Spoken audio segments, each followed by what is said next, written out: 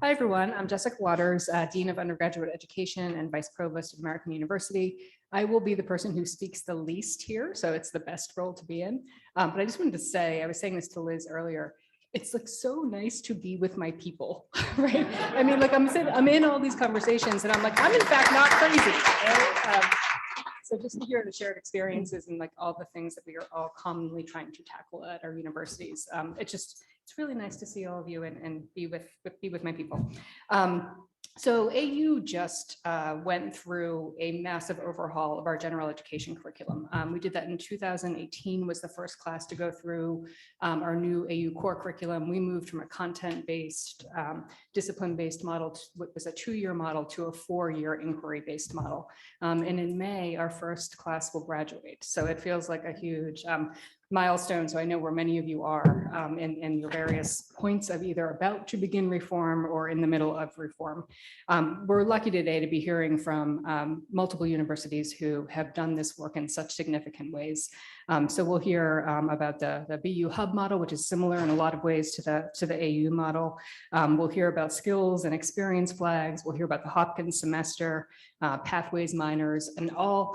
Each of the schools will talk a little bit about their program generally, but then drill down on some specific aspects of their programs that may be of interest to others. So with that, I'm going to sit down and let them talk. And Brent from University of Texas, Austin is our first speaker.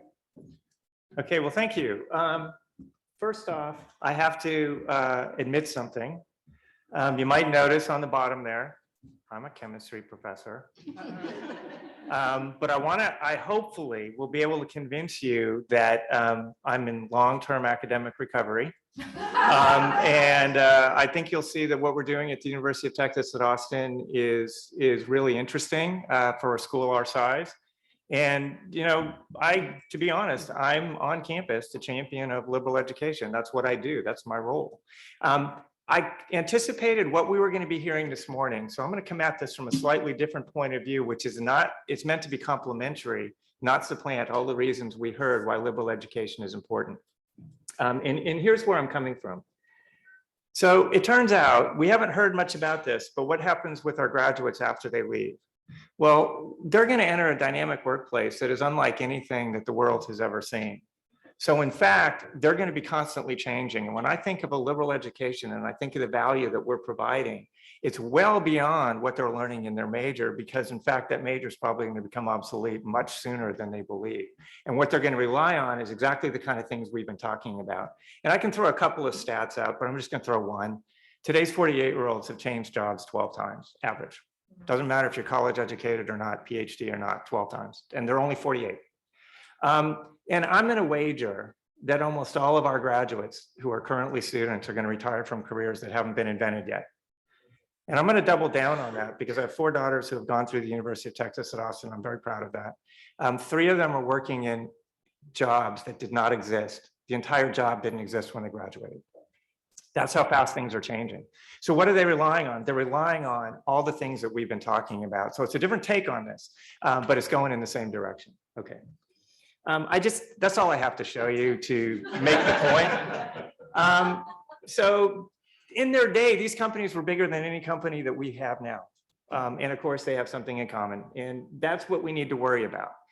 And I don't need to say the following to this crowd, but given what I've just said, it is such a shame that universities have walked away from what I think is going to be the most valuable part of the education at universities. No one said it today, so I'm just going to point out this article that I think really shone a bright light on what was going on and got a lot of people in all different fields aware that we needed to pay a little bit more attention to general education, because just as we think about what our students are going to need, we were walking away from that very set of things. And so that's kind of the frame that I want to provide. It's a little bit of a different frame. Okay, the reason I provide that frame is in 2004, on our 125th anniversary at the University of Texas at Austin, we had 250 of our most successful and most committed citizens of the state of Texas come and review us. Okay, our development people call them donors. but I thought I would use a different term. And they got together and they could have said anything to us. They looked at everything that was going on campus and they were asked what it was we needed to change to become a better institution. And to everybody's complete surprise, but thankfully, their number one strategic initiative that they said we needed to do was to fix our core curriculum to, as they say, prepare students for lives of accomplishment in the 21st century. They said everything that we've heard today. And that put us on a path where task force were created. And I have to say, that's when I met my good friend, Archie Holmes. He was a big part of what I'm about to say. And here we are, that was 2004. Here we are in 2022, and I'm going to tell you what this led to. Okay. Going to talk only about two different things we did. One is very, in some ways, similar to what we heard about Cornerstone. It's called signature courses. These are first-year courses that are intended for students to connect them to distinguished faculty members. We've heard that before. And that was really something that was missing at our institution, like a lot of institutions. Senior faculty members would be reserved for that junior, senior seminar. And so we wanted to put those faculty into first-year classes. But more importantly, we have a very, very diverse university in terms of our incoming students. You probably know a lot about our admissions. It's been in front of the Supreme Court twice and probably going to be again. But the bottom line is we need to prepare all students, no matter where they come from, for being successful in college. So the real goal of the Signature Course Program was to provide all those things that are going to make them better college students right from the beginning, as well as put them in the presence of senior faculty members. So critical thinking, learning how to think independently, do research, writing, public speaking, information literacy. That was a little bit ahead of its time in the early 2000s.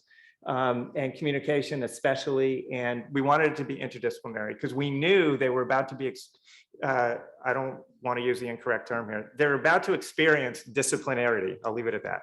And we wanted to at least open their minds to interdisciplinarity from their first semester. And this is not only for first-year students coming out of high school, but also our transfer students take a signature course. The main goal, like I said, is better prepare students from all academic backgrounds to be successful in college. But it also, we have a second goal, and that is to connect students to those senior faculty for all the reasons we've said. You know, one of my favorite lines about higher education, it's you know, when you look at a great college education, it's not the information, it's the inspiration. And that's what you get from those senior faculty that are doing this kind of work. Most of them had not been in the presence of first-year students for a decade or two and love it. The second, we also require our students to go see some of the gems of the university, things like our museums. They have to go to a lecture, a common lecture in our performance hall. Imagine a faculty member talking to 3,000 students. It's really kind of fun. And so we wanted to introduce them to those kind of things as well. This is scope and scale. So I just picked a couple of the most recent years. It's about 200 classes it takes to cover the class. It's about 10,000 students or first-year students that we have. Our student bodies hovers around 45, 42, something like that, 1,000 students. And so we had to do this at scale. The most important number up there, 5.5. So it turns out that the university puts $5.5 million at stake that departments compete for by having their faculty teach these courses. There's a formula that we use. One of the things I glossed over, and I shouldn't have, is that along with the programs that we created, we also created a school that was essentially the school of the core curriculum. And so that's what I'm the dean of, the School of Undergraduate Studies. And we are the guardians of the core, because what we identified is that the reason that our distinguished committed alumni were really ticked off at our education was because no one knew anything about the core because we were all focused on our silos. And so we had to create a structure, we had to create a school. And so I don't have faculty who teach the signature courses, but I have $5.5 million. And it goes where the faculty members are going to be committed. Over half of these courses every year, take those numbers in half, are in liberal arts.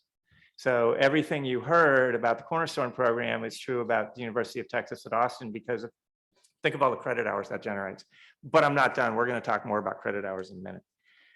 I could give you so much information about how we assess this and why I think this is really working. We take examples of student work, we do all kinds of things. But I thought just to show you the kind of things that make me feel like we're making a difference, I'll just pick, we do a lot of mid-semester, end of semester surveys. Students are telling us year over year that they understand what's expected of them in college. Again, that was one of the primary goals of this as they went in. So I didn't say this. Faculty can teach any course they want as long as those embedded elements are in there. We have courses that run the gamut of every single discipline. Faculty teach whatever they love. Sometimes it's their discipline, sometimes it's their hobby, but they teach what they love, but they have to embed all these things in it. So that's important.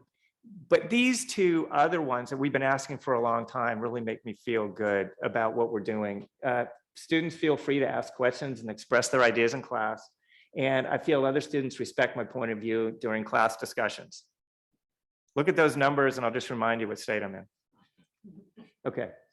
I'm going to now move to another problem, not the first year issue, but more in line with the core curriculum. So it turns out the state of Texas requires 42 hours of core curriculum and they define what it is. What we wanted to do was come up with a way, and I can talk at length about what's going on there, but we wanted to come up with a way to be, as a flagship institution, how do we really prepare future leaders? How do we give them more than is required by the state? And there's a whole lot of stuff going on there. But the idea was one that is very similar to what a lot of you are doing. But in 2004, it was a new idea. And that is, we had our own graduation requirements and we call them flags, the skills and experience flags. And they are a unique feature of undergraduate UT Austin degrees as opposed to anything else in the state of Texas. And they're designed to be completed in residence at the university. I can go into that in detail. We haven't said it yet, but the core curriculum is often outsourced to public universities, to other places. So a key was having this taught by our faculty on our campus. And they provide the enriched education that we felt students needed to be effective future leaders. And again, we see it as our role within the state to be the place where future leaders go to school. Okay, they're not courses. We couldn't do that. So instead, it's content. And we are going to be hearing a lot about this as we go, courses versus content. Well, we went the content route. And they have to apply for the course to earn a flag. And the judges are faculty committees that are broadly representative. One of the things I'm most proud of is this is not somebody behind the scenes picking winners and losers. I think this is one of the best examples of real faculty governance that I'm aware of, where we've got these massive programs that are there, run by faculty. We have 6 different graduation requirements. And you can see exactly how they fit into a lot of the things we've been hearing about. So there's cultural diversity in the United States, ethics, global cultures, independent inquiry, quantitative reasoning, and writing. And there's usually 3 different writing versions that they all have to satisfy. So starting in 2006, we started creating capacity. It wasn't until 2020 that our first class graduated, having satisfied every one of these requirements, because we had to build capacity before we could require it. And it took one conversation at a time. If I learned anything, I'm the second dean. Paul Woodruff, who started this, went from scratch. He went from 0 to 50 miles an hour. I had to take it from 50 to 100 miles an hour. But it didn't happen with an edict. Flags do not come with money. It happened one conversation at a time, convincing one faculty member, totally voluntary, that they had to do this if they wanted to. And they bought in. And so I'll just give you a couple of examples of what we mean. So it has to do usually with how much of a grade depends on that subject area. So for example, ethics or independent inquiry.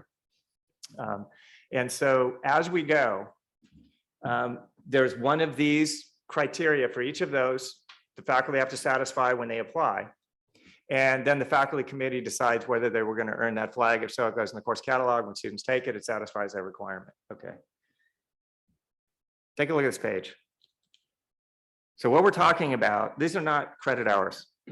These are seats, individual students taking classes. To build the capacity to pull this off, we have to do this times 20,000 or so every single year. So one of the things that Archie, I wanted to show you is this idea that we had when we were on this task force. Since 2009, 1.75 million seats have been taken in these classes. That's what it takes to scale this up. I'm just going to blast through this. I could show you a whole lot of reasons why I think this is actually working. It's sticking. The students are learning these things. But I want to tell you these things because the students are buying in. When you look at the goals of what we were trying to do in each of these flags, and we ask the students, do they agree with that? The answer is yes on independent inquiry, yes on global cultures, yes on cultural diversity, yes on quantitative reasoning, ethics. Writing's a work in progress. We're working on that. But if you really want to know if this is going to stick, I was trying to think of what could I show you? As we've said, there's no data point that you can show that just proves that liberal education is sticking. So I just thought I'd go with the following. What we want to do is we want to provide students with a broad education in a variety of subjects and a variety of disciplines. So here's why I think it might be working. In economics, finance double major, his last two final Jeopardy questions, one was the element gallium, the other was in a gilded cage. So I'm just saying, maybe it's working, I don't know. I mean, we have more national champions in our core curriculum than we do in our football program. Oh, well, I'm not going. All right. I know. I think I just got fired. You can look at our website and learn more about it. Thank you.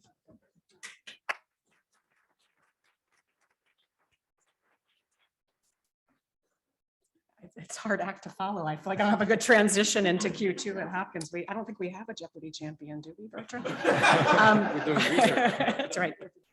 So I'm Janet Schreck. I am the Senior Associate Vice Provost for Academic Affairs at Hopkins, and I'm joined by my colleague and friend Bertrand Garcia-Moreno, who is a biophysics professor. So proud to say scientist who's going to promote liberal arts education with us, and also Vice Dean. So we're going to talk to you about our Q2 effort, Second Commission on Undergraduate Education, lovingly referred to as QE2 by many of our faculty, which we find humorous.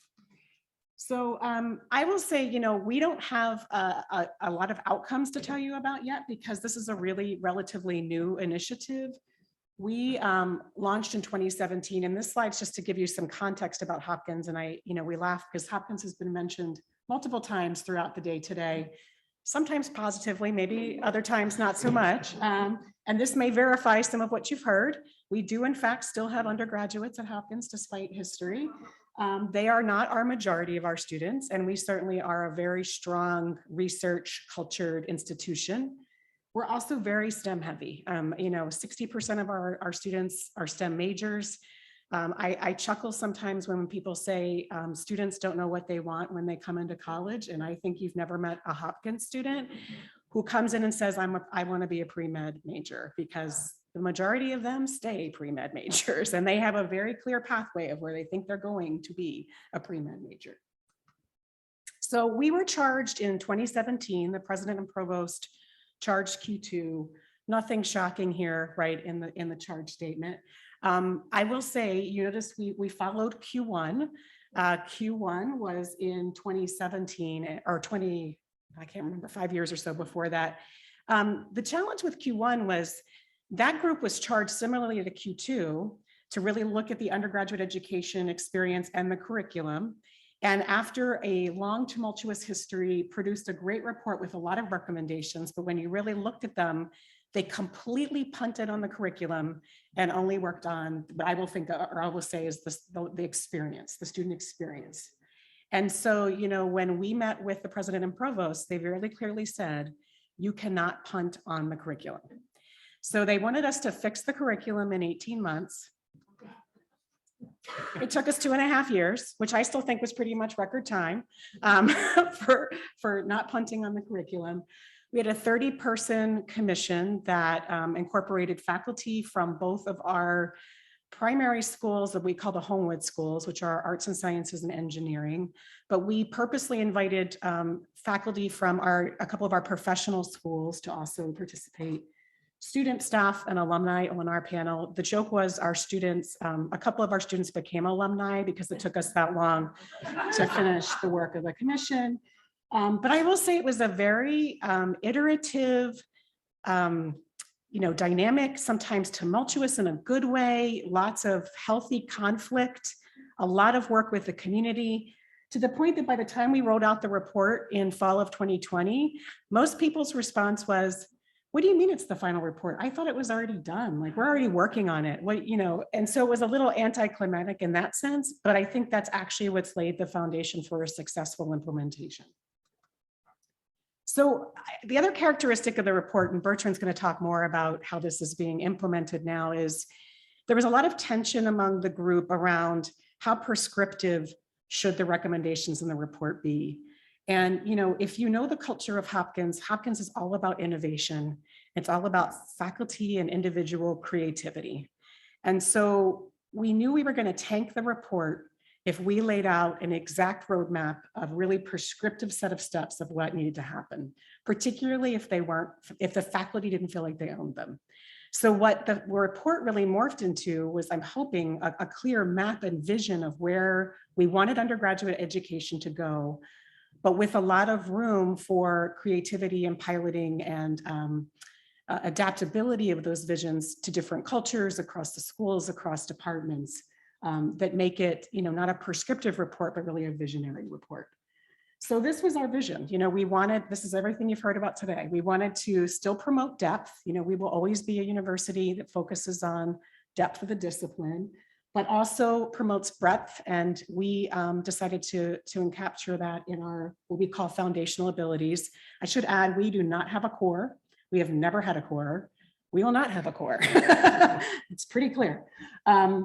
And then, you know, we also, and again, this may fly in the face of some of the earlier statements from other speakers, we have students who are driven to accrue every credential they can find, right? They want certificates, they want badges, they want checkoffs, they want a piece of paper, they want something on their resume. And so we purposely moved away from the idea of credentials and certificates into this world of, we want you to think about what you are learning, not what the little like badge for that or trophy for that might be. So these are broad statements about what we wanted is, you know, a lot about choice. Our students told us very clearly that they picked Hopkins because we don't have a core and because they want choice. And so we have to then deliver on that model in a way that makes sense to them, but gives them choice with enough guidance and guardrails that they make meaningful choices. We wanted them to be able to access the whole university. You know, they told us when you admitted us, you told us I'm a Hopkins student. You didn't tell me I was a Krieger School of Arts and Sciences student. I want to talk to School of Medicine faculty. I want an opportunity to work with public health faculty.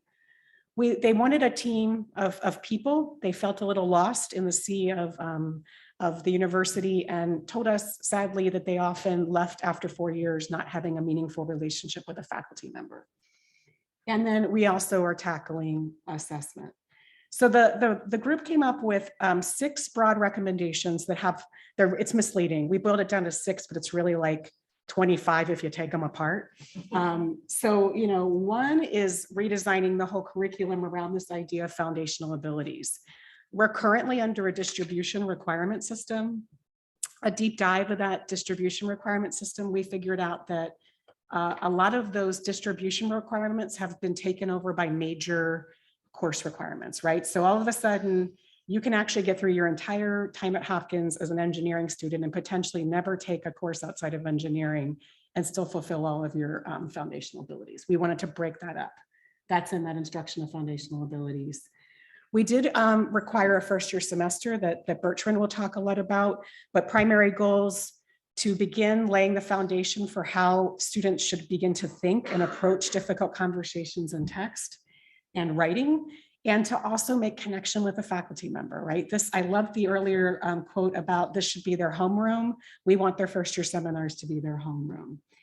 The Hopkins semester, I feel like people are gonna ask a lot of questions about that. We don't have that fully figured out yet. It's an entitlement, not a requirement, that students will be able to, in their upper level of their coursework at some point, junior or senior year, actually not be enrolled in traditional coursework, but engage in an individual project. It could be a group project that's deep, meaningful learning that they have co-designed with a faculty member. I will tell you that we're still working on this. This is a tough concept. It's breaking molds in higher ed, and faculty are struggling with it, and our provost even. And I would say this to him because he knows I correct him all the time. He'll say, yeah, that semester they get off, the semester off for students. I'm like, it's not a semester off. So Hopkins semester is another piece of our recommendation. And then really meaningfully incorporating, and I think this is tossed around a lot, how do we recognize co-curricular and extracurricular learning and not just course-based learning? You know, our second one is where we focused a lot of effort initially. We saw that particularly in our sciences, and I can say this to my friend Bertrand, who has one of the majors who got called out in this report, in addition to our engineering majors, we're occupying more than sometimes 3/4, if not more, of the students' coursework, right? So they had no choice. They had no flexibility. They couldn't explore outside. So we actually recommended that every department had to re-examine its majors, its required courses, and drop them below a 2/3. They could not tie up more than 2/3 of the curriculum. As you can imagine, our engineering vice dean is getting beaten up daily with this one. He's still rolling this out. And then I mentioned about professional school. This is just so you can see what our 6 foundational abilities actually are. I did not give you the actual words. And I will tell you that the actual words, if we were still on the words, the report wouldn't be done. We could have worked on the words indefinitely.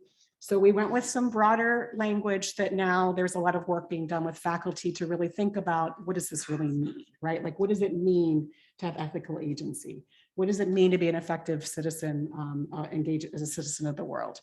And so we wanted to leave some room for those conversations. There are some teaching and learning recommendations around, again, the idea of growing mentorship. We haven't fully tackled it yet. We're tackling assessment. There is actually language, if you review the report, we couldn't use the word curve, but what we were really going after was the curve. And so what we're basically saying is you cannot operate that your entire course grades on a curve. One of the worst stories we heard from students were, and I apologize to my science friends, but students saying, I'm in a STEM course and I can have a 50% average. And by the time I graduate or I finish that course, it's an A. But I don't know it until the very end because I don't know what the curve is until the end. And my question back was, but is it okay with the faculty member that the student only acquired 56% of the knowledge, skills, and abilities? So I'm going to tackle that one. And then we're tackling, we have a committee right now actually looking at re-examining what it means to assess teaching and learning for our faculty. I'm actually going to turn it over to Bertrand, who's in the weeds, actually doing the hard work of rolling out the implementation. Thank you, Janet. As Janet mentioned, I'm a lab scientist. I have a research lab with postdocs and students. Half of the day in the dean's office, I spend trying to make sure our science stays state of the art to get all that specialized knowledge. The other half, I spend pulling the undergraduates away from that, which is at the same time when we want them to experience the research lives of the scientists. So it's against that background that we're trying to come up with a general education model that succeeds at Hopkins. It's the university with the largest number of federal government research grants, and we haven't had a review on the graduate curriculum in 70 years. That's what we're up against. And the faculty come to Hopkins to do research with minimalist teaching loads that are the envy of most of our colleagues.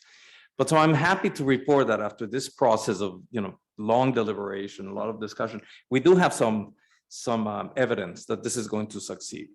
And I'll just very briefly tell you, our goal is nothing more than to have a STEM heavy R1 research university where the undergraduate curriculum is very much driven. It's writing enriched, reading enriched.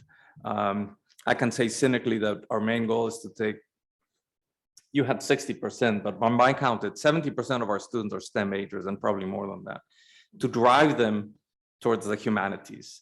I can't complain that we've been losing a lot of majors in the humanities because we had very few, right? So it's a great opportunity for us. We have incredibly strong humanities departments at Hopkins, despite the fact that we're known primarily as a research university. So the first step has been to organize these first-year seminars. The joke is we're the last university to organize a first-year seminar, but it has been incredibly successful.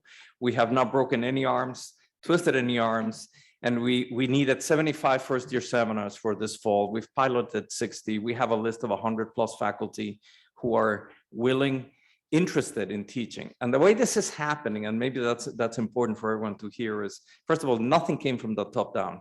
I was chair of a department when we were doing this, but I wasn't a dean.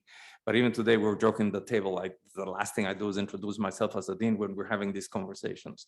It's from the faculty on up. It's about convincing the faculty that this works. It's about running some pilots and then letting the students go out and say, this is the most fun I've had in a course at Johns Hopkins. It's about the faculty who are teaching it, tell the other faculty, this was the most fun I've had teaching a course at Johns Hopkins. And you can begin, 2 years later, you can begin to feel the culture change. We're launching this as a requirement this fall. And we have potential Nobel Prize winners that have offered to, interested in who will be teaching, world famous neurosurgeons that are going to be teaching. We have faculty coming from various corners of the university. Particularly exciting that we have a lot of STEM faculty who want to do this and who want to figure out, how do I do this? We don't teach courses with 12 students sitting around a table talking about deep ideas. We want facts, we want equations, right? So there's a period of training that the faculty has to go through. There's also will be a required, the equivalent of an expository writing for every student in the spring. So now we have a sequence, fall, spring, that every student at Krieger School of Arts and Sciences will go through. And the next thing that we want to do is a so-called vertical integration. We are in the process of working for sophomore level courses that begin to sound like the Purdue program. It's really based around books. We can't, in the Hopkins culture, we cannot tell the faculty what to teach or how to teach it. But I think we're succeeding in creating the environment where they understand we have to work with common outcomes. The goals have to be the same for all of us, the gen ed aspect. And even though none of this will be a requirement for the students, they're not going to be required to take these courses. In fact, they will be required to complete gen ed requirements. And these courses are going to be exactly how they're going to do that. So stuff is happening. And I think that the message is that even in a school that's incredibly STEM heavy, very pre-professional, there's this renewed conviction amongst the faculty, but also amongst the students that the sustaining the liberal education, we can continue to teach science or train our students the way we have in the past. This is really, along the same lines of what we just heard. This is exactly what their education has to be from now on. So hard work, big climb, but we're making progress. I'm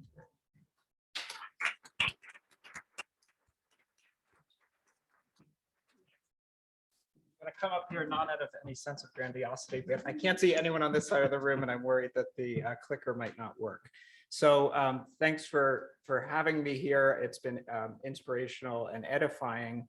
I am going to talk about the program that we have at Boston University, the BU Hub, which of course was led by Beth Loiseau, former president of this group, and who's also volunteered to field all the difficult questions. The softballs can come into me. But just to give you a sense of the university, so we're a large private urban university, 17,000 undergrads, about an equal amount of grad students.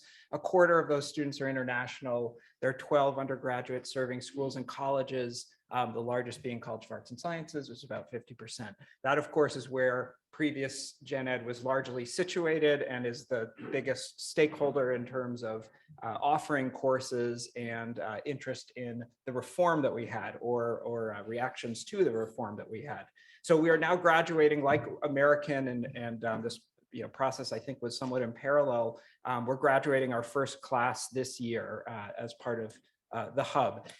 Part of the goals was to align with a major university initiative, 1BU, where students like in Hopkins could leverage the full abilities and offerings of the institution and have a more integrative learning experience. So there were other pockets on campus that offered versions of gen ed, College of Arts and Sciences with a divisional model, but we also have a College of General Studies. We have a core curriculum housed within CAS, which is still there and is elective. And we also have an honors college and they all handle gen ed a little bit differently.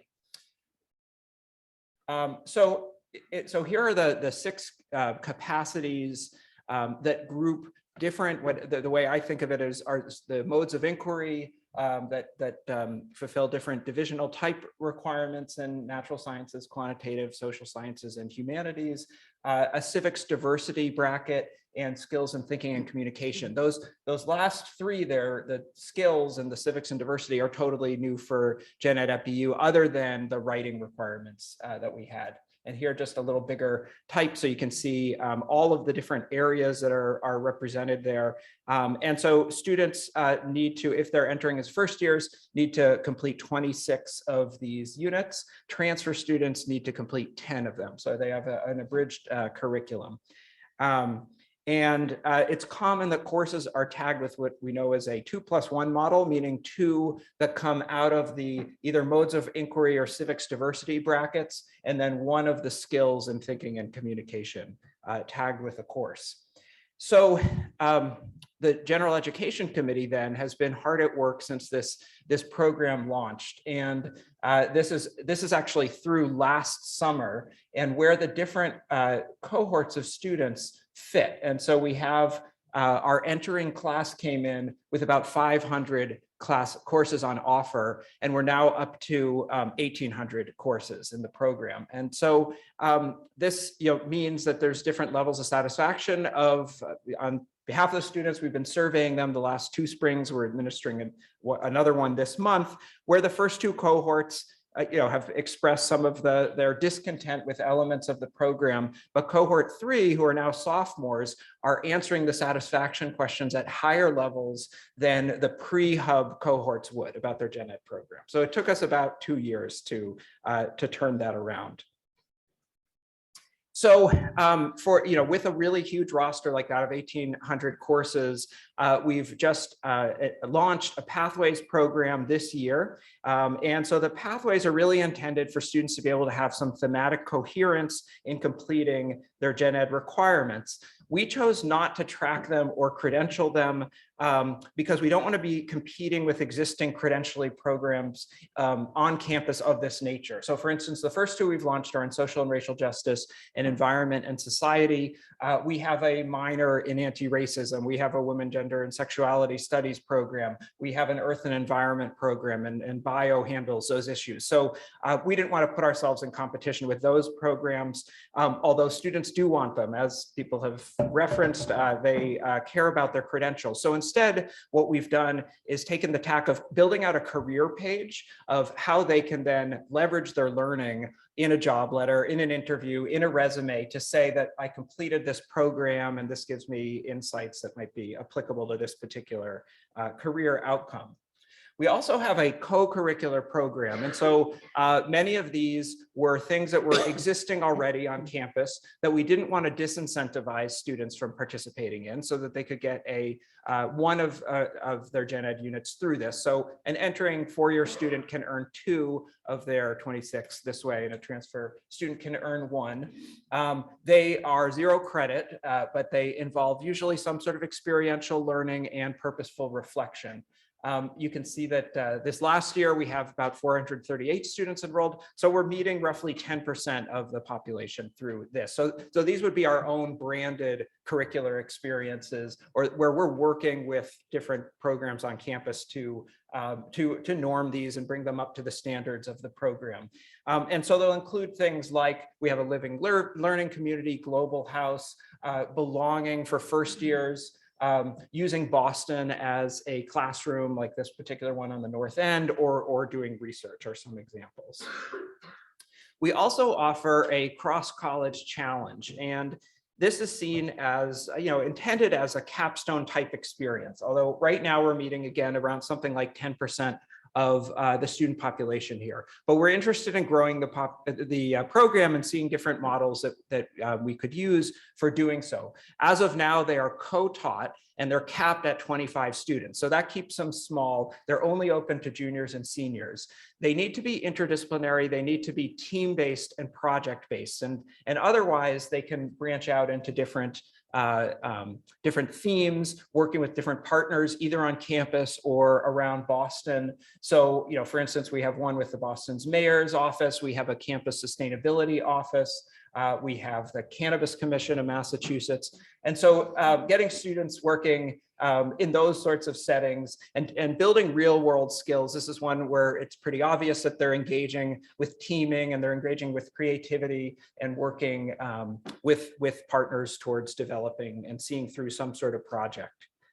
So in terms of scaling this program, we've thought about maybe, we should have other offerings that are more at the 200 or 300 level, maybe not a cap on enrollments, but we're still talking through those issues. So I'd be interested in hearing if anyone has similar stories.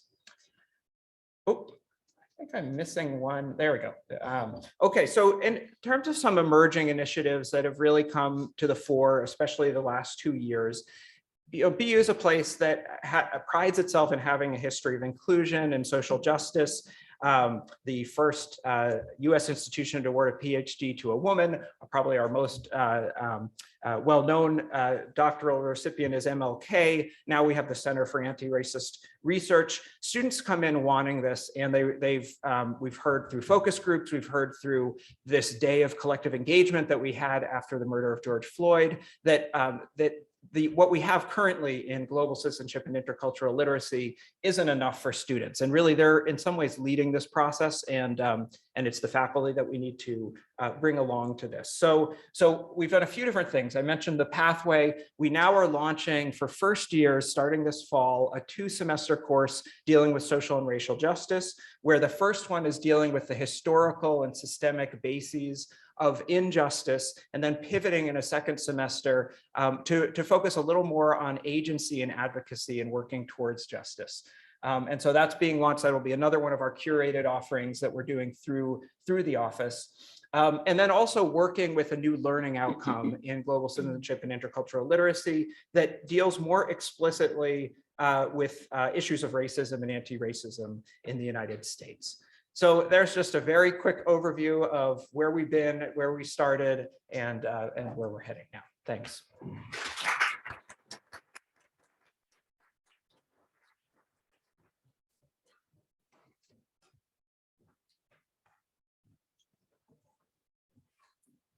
Hello, everyone. It's so great to be here with all of you in person. I just can't tell you how much it's meant to get together in person. My name is Rachel Holloway. I serve as Vice Provost for Undergraduate Academic Affairs at Virginia Tech. I'm joined by Stephen Biscotte, who is our Assistant Provost for Undergraduate Education. And in the back, we may call on her Jenny Gallagher, another member of our Gen Ed team. And so I'm going to, like others, share context, and then Stephen will tell you how we developed our Pathways minors and the full curriculum. So the context for change, Virginia Tech has 30,000 undergraduate students and growing. Our incoming first time in college class is around 6,800 per year, with an additional group of around 1,100 transfer students. And as it seems, we have much in common. We often look to Purdue, very comprehensive, with a strong STEM emphasis in a land grant institution that you'd expect. Our challenges and constraints, and I use the puzzle because actually our students use the puzzle metaphor for how to put their degrees together. We had a new strategic plan that started in 2013, and at the time the provost said we would blow up Gen Ed. That's how he phrased it. Now the faculty weren't quite as sure about that, but we did begin the process. And so we went through the full governance approval in 2015, launched the redesign of courses in 2016, launched the curriculum in 2018. So like others, we're about to have our first graduating class under this curriculum. One thing that I'm not sure is common, we always say, is it just us? But we admit directly to major. Like we have some exploratory majors, but you're admitted to general engineering or to biology or to computational modeling and data analytics. And as we talked earlier, not many students know what they're doing when they sign up for those majors. So we have a significant internal major migration that we wanted to take into account. And it's often across colleges. So a student who starts in biology moves to agriculture and life sciences or to natural resources and environment. So we wanted to really keep in mind that this curriculum needed to serve those students. And then we also have by state code a mandate that we must give students with an associate degree from Virginia Community College System, they must meet their gen ed. And since we launched this curriculum, the state has become even more engaged, to the point of telling us we must take certain programs of courses into gen ed in particular ways. So that's ongoing. So as we look at those challenges and constraints, we came up with 3 big design principles for faculty as we guided this work. One is integration, and Stephen will talk about the integration of the curriculum, but we had a very intentional desire to help students see how general education mapped and served their overall degree, why it was important and valuable to them. Inclusivity, much as I just described, we want inclusive pedagogy. We want all students to see their place in this curriculum. And so that no matter where they enter, they have a place through this curriculum. And finally, relevance. We really wanted to adapt to what students care about, what motivates them, what draws them to pursue their degrees. So with those design principles, Stephen will tell you the result. And the result is this. It came together in a long weekend. I think we knocked this together. So the idea, as you see here, this is the Pathways curriculum, distributive model. We've got some powerful action verbs. We've got measurable learning outcomes. We have some new areas of learning we didn't have before, like design thinking, critical analysis of identity and equity in the United States. And then we have integration, where ethics and intercultural global awareness are in every single course. So whichever one you're doing, you got to pick one of those and integrate. A couple other new pieces in discourse and quantitative and computational thinking. There's a foundational and an advanced level to try to go a little further. But that's not what I'm really here to talk about. Every student has to do what you just saw. Every student on campus, regardless of major, has 45 credits to complete, and you just saw those. How you choose to do those is where I think there's some innovation happening. The alternative pathway was built in a way to try to capture study abroad, what about undergrad research? We've now created mechanisms for that. Also, I'm not talking about that today. The pathways minors are what I'm here to talk about as a really signature component of this new curriculum. So what is it? It's cross-disciplinary. So Virginia Tech has 200 and some minors in history and chemistry, et cetera. These are cross-disciplinary, crossing at least 3 of what you just saw of core concepts. As you complete it, you actually complete gen ed credit. And so all these minors, instead of being a handful of courses at a very high level, like many traditional minors, these start at a foundational level, a gen ed level. So they're meant to be open and accessible for all students. And then, of course, they're 18 credit minimum, just like every other minor. And then they work their way up as you go up. It includes a beginning and an end. Many of our minors don't have that. It's a bunch of courses listed, and then the degree audit robots say, congrats, you completed enough. You got a minor. These have a beginning, middle, and end, which I'll show you an example in a second. They're housed by an academic department, but they cross many departments. So someone's got to host it, but they herd the cats and bring people together to contribute. And then it appears on the transcript. So we kind of doubled down on the other way. You want certifications? We got them. Come get a Pathways minor. So here's an example that talks you through it. The sustainability minor. No department owns the word sustainability, crosses the entire campus. As you see, some bold phrases, multi-perspective, complementary set of tools to their major, showing the interconnectedness of the world. So again, gen ed, but in a micro program. The enrollment, so in this one, there's 52 students in this one from 31 different majors. So that's one example. That's what you see in most of our Pathways minors, is lots of different students from all over campus showing up to talk about these. So the structure, this is a typical structure, but they all do look different.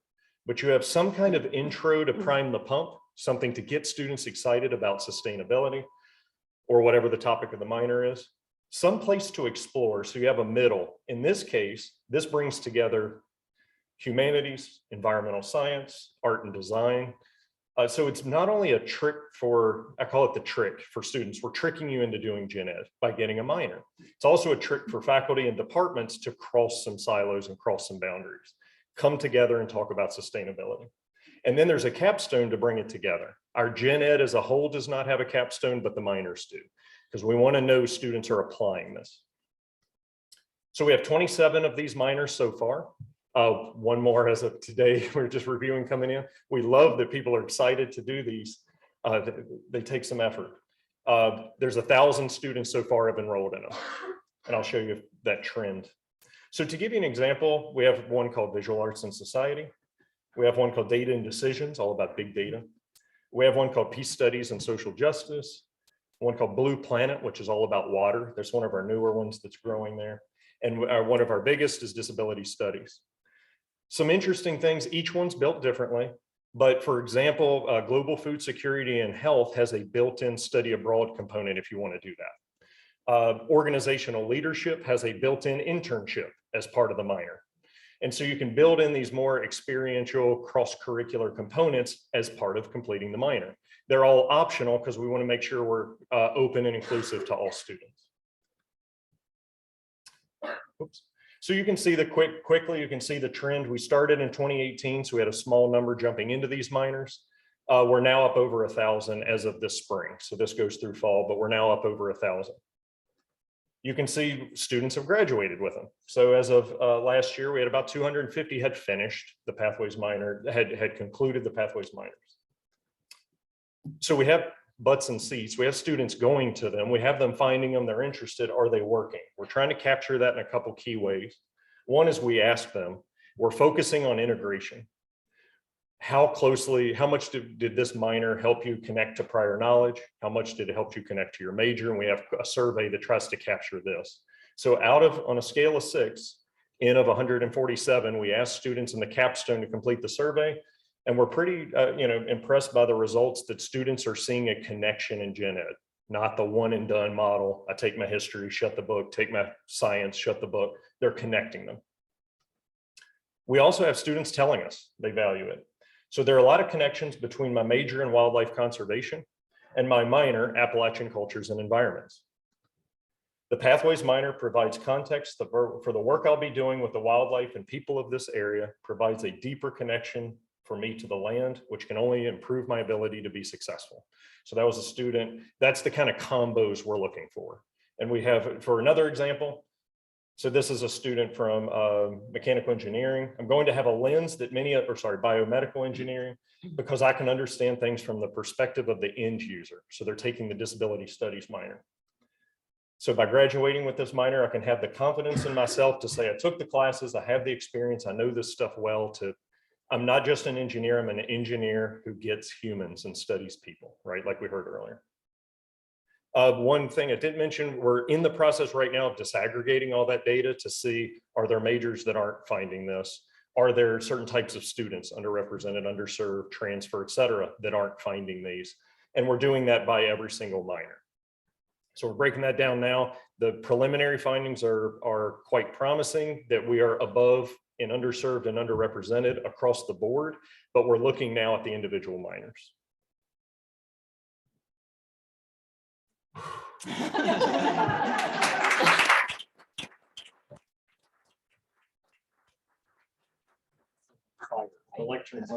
So I will say the programs are really impressive, but the fact that you all kept to your time limits is even more impressive. So thank you.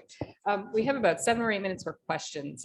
I can pose some, but would really love to give the time to all of you to ask them. So.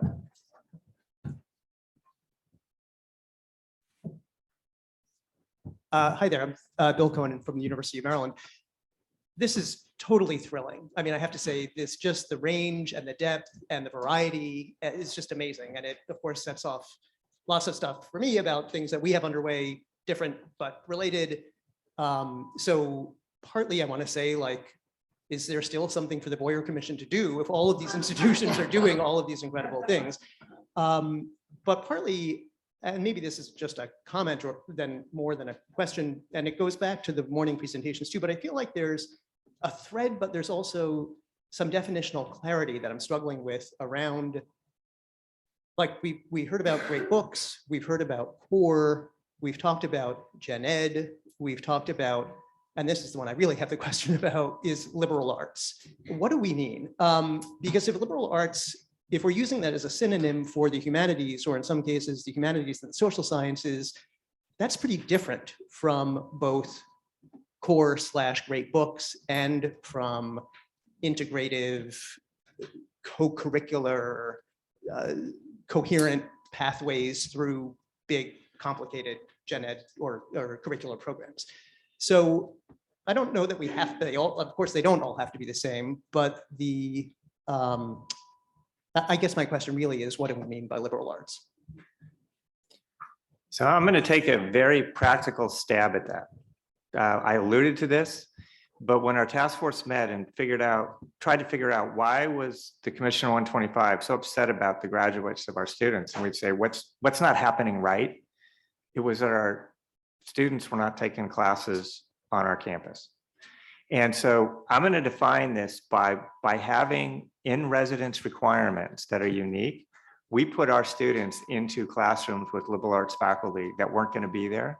And it's that connection to the faculty member that I think of as that truly valuable experience.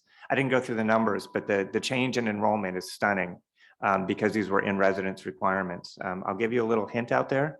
If you name your requirement something that has no real meaning, like flags, it can't be transferred in.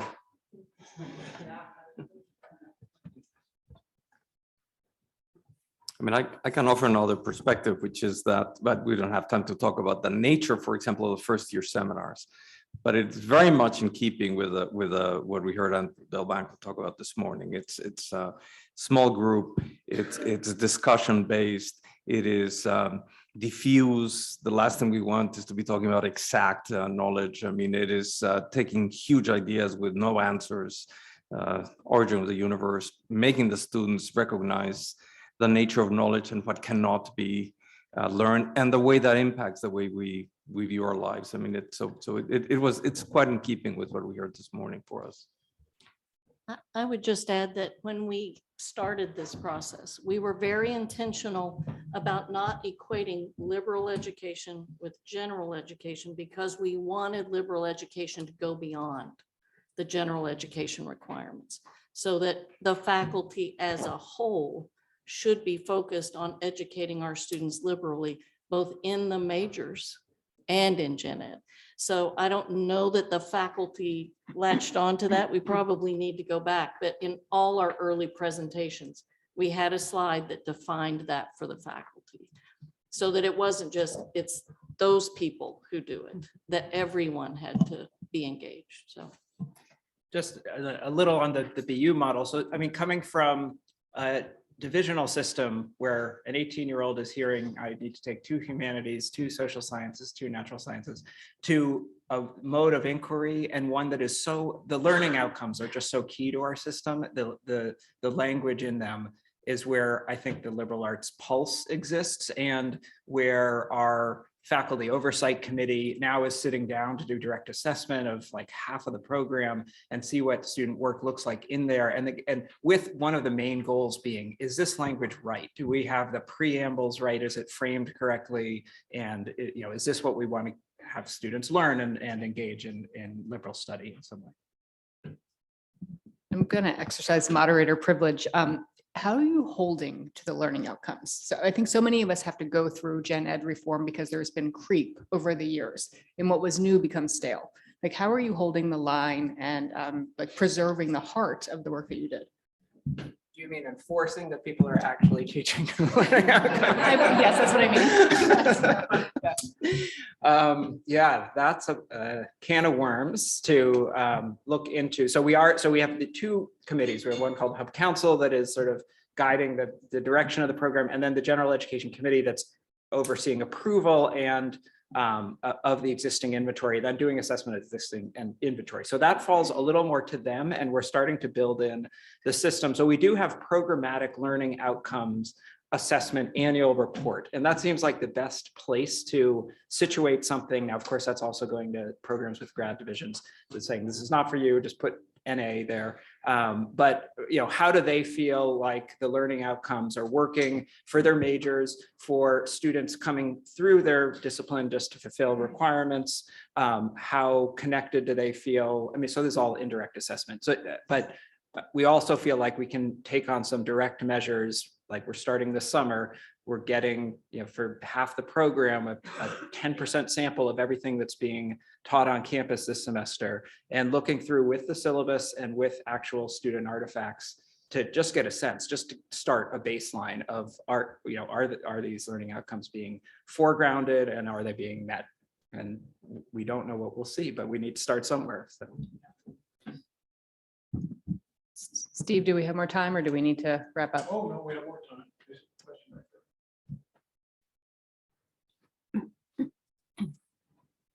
Thank you for these inspiring stories from your various institutions. I just wanted to pick up on something we were talking about at our table during the last break, and that also reflects some of the questions that we had this morning. And that is, we often talk about the ways in which our engineering students, our science students need to have more courses in the humanities, more courses in the humanistic social sciences, but we don't often talk about the ways in which our students in the humanities and maybe particularly in the arts, which are very high requirement majors, that they need courses in science, in math, computer science, et cetera.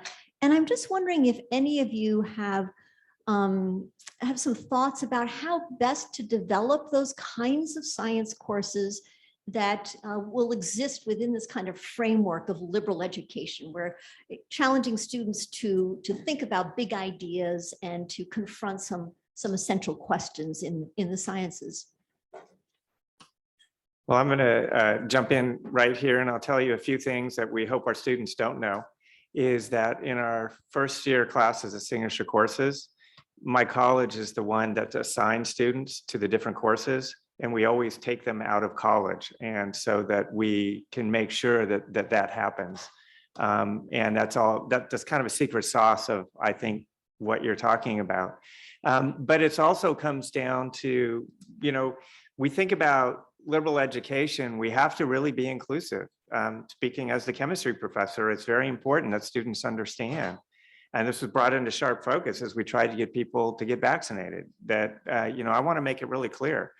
The issues we have with universities and university faculty being appreciated by the public at large is not restricted to liberal arts and liberal education. I mean, it's happening everywhere. And that's the conversation that brings science faculty in and saying, look, you can complain about the legislators, but guess what university they went to? So what are you going to do about it?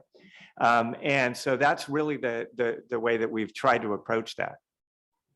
And if I can give you an example from the classroom, which should be uplifting, we're piloting a course that, for example, starts with a Greek, the big questions as asked by the Greeks. We shift to the Large Hadron Collider.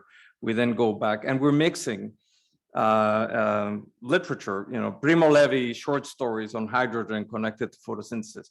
This is a classroom with mixed engineering, science, and humanities students. My favorite students, the humanities students. They ask the most piercing questions, and they can articulate the amorphous, the uncertainty that comes with the big questions in a way that the science students struggle with. So I'm not interested in the humanities students taking intro science courses. There's a whole generation of courses waiting that we have to develop. And again, that's on the faculty, and it'll take another effort to convince the faculty will create the best landscape for everyone. And it'll create a dialogue that doesn't exist right now between the different populations of undergraduates. I'll just say.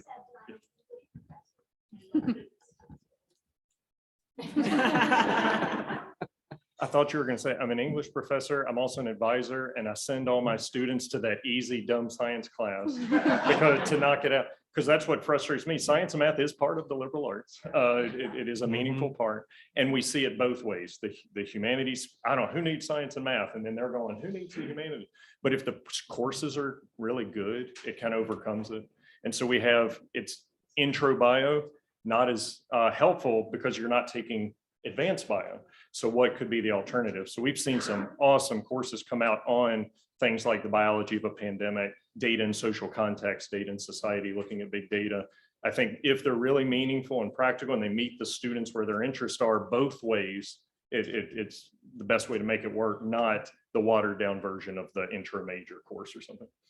One of my favorites from, I think it was before we even launched the revision, was Intro to Computational Thinking, where the computer science professor very intentionally curated the data to really engage students from across the university.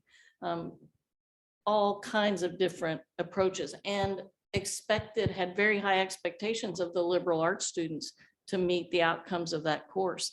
And many of them then did go on to do data and decisions with, Pickett, an English major. And it's an amazing combination because they have that critical thinking, the writing, all the things we expect from the English major with that understanding of big data and how to bring those two together. And so when they do that, it's really exciting.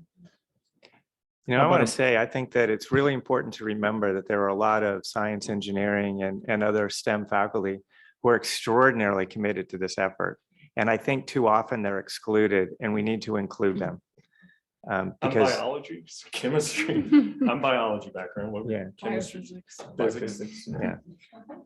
We're out there. It's as though it were planned. How about a big round of applause for our panel?